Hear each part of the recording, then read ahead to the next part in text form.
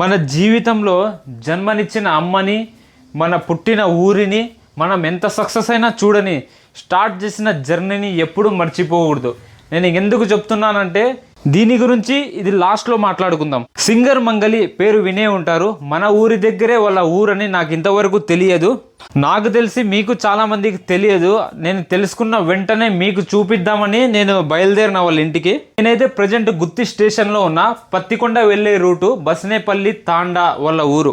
మన మధ్యలో ఉండే వాళ్ళు అంత స్థాయికి ఎదిగారంటే ఇది మన కోసం చాలా గర్వపడే విషయం. ఇది నేను 2 days బ్యాకే వీళ్ళ ఇంటి దగ్గరకు వచ్చాను హోమ్ టూర్ చూపించడానికి. వీళ్ళైతే ఎవరు ఇక్కడ లేరు, వీళ్ళ తమ్ముడు ఉన్నారు ఇక్కడ.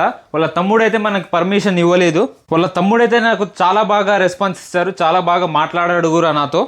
నా వెనకల కనపడేదే సింగర్ మంగలి వాళ్ళ ఇండ్లు. కానీ వాళ్ళ తమ్ముడు చెప్పిన ఒక్క మాటకి నేను చాలా బాధపడ్డాను. అసలు నాకు నచ్చలేదు ఆ మాట చెప్పకూడదు అన్నమాట. హోమ్ టూర్ అయితే పర్మిషన్ ఇవ్వలేదు, వాళ్ళ పర్సనల్ ఓకే ఆట వరకు సరిపోయింది. కానీ ఇంటి ముందర ఉన్న ఏరియాని కూడా కవర్ చేయొద్దన్నాడు. ఎందుకంటే ఆ ఏరియాని ఏం మెయింటైన్ చేయడం లేదు. ఏమంటున్నాడంటే మాకు చాలా మంది సెలబ్రిటీలు తెలుసు, మీరు కనుక ఈ ఏరియా చూపిస్తే మాకు చాలా చిన్న చూపుగా చూస్తారు వాళ్ళు అని ఈ మాట చెప్పినారు. మనం కోటాను కోట్లు సంపాదించినా, ఏ దేశానికి రాజైనా మన అమ్మని మనము చిన్న చూపుగా చూస్తాం. అలాగే మనం పుట్టి పెరిగిన ఊరిని కూడా చిన్న చూపు ఎప్పుడు చూడకూడదు అన్నమాట.